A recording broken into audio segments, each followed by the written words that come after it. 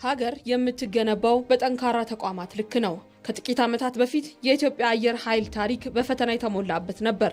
በለውጡ ማግስት ተቋሙን ለመረከብ በተደረገው ጉዞ ለበረራ የሚሆን ብቁ ሆኖ የተገኘው አንድ የጦር አውሮፕላን ብቻ እንደነበር የሚታወስ ነው።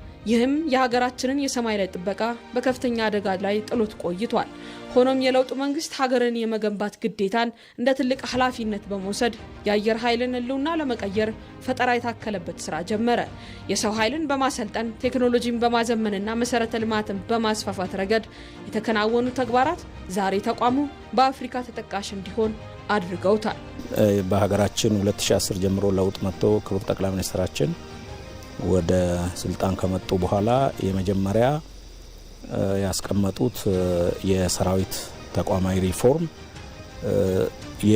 ለወደፊት የሚጠብቀን የዚህ ዘመን ትውልድ ውጊያ በመሰረቱ እንደ ድሮ ምሽግ ቆፍረን ታንክና መድፍ አንጋግተን የምንዋጋ ሳይሆን በቴክኖሎጂ ነው የሚል ድምዳሜ ላይ ተደርሶ ለሰራዊቱም ለኛም ለሁላችንም ስልጠና ተሰጥቶ በዛ ነው ነገሩ የተነሳው።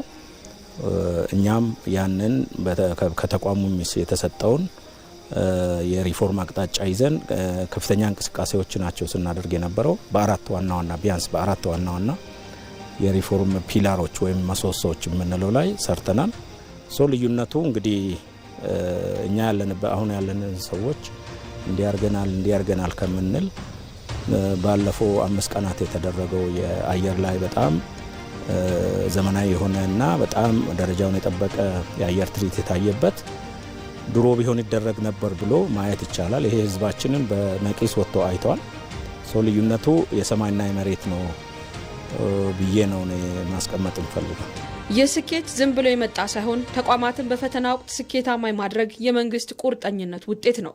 ዛሬ አየር ኃይሉ የሀገርን ሉዓላዊነት ከማስጠበቅ ባለፈ የራሱን ቴክኖሎጂዎች የሚጠግንና የሚያመርትበት ደረጃ ላይ ደርሷል።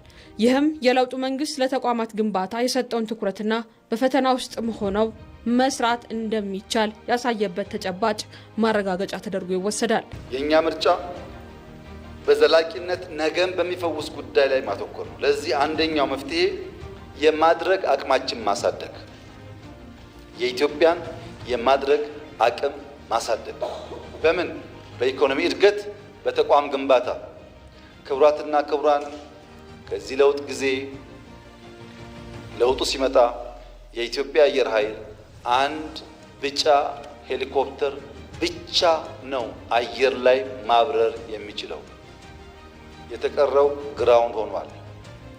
ዛሬ በተለያየ ስም የሚጠሩ ከ100 በላይ አውሮፕላኖች የኢትዮጵያ አየር ኃይል ከ100 በላይ ሰምታችኋል። ከ100 በላይ ተቋም ገነባው ያላችሁ እንደሆነ ባንዳው ከማቁሰል አያልፍም።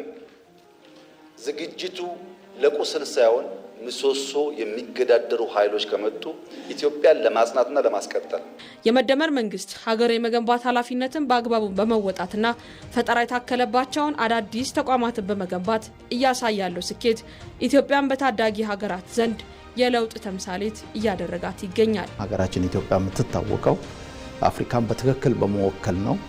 ለአፍሪካን ወንድሞቻችን ምሳሌ የሚሆኑ ስራዎችን መስራት ነው።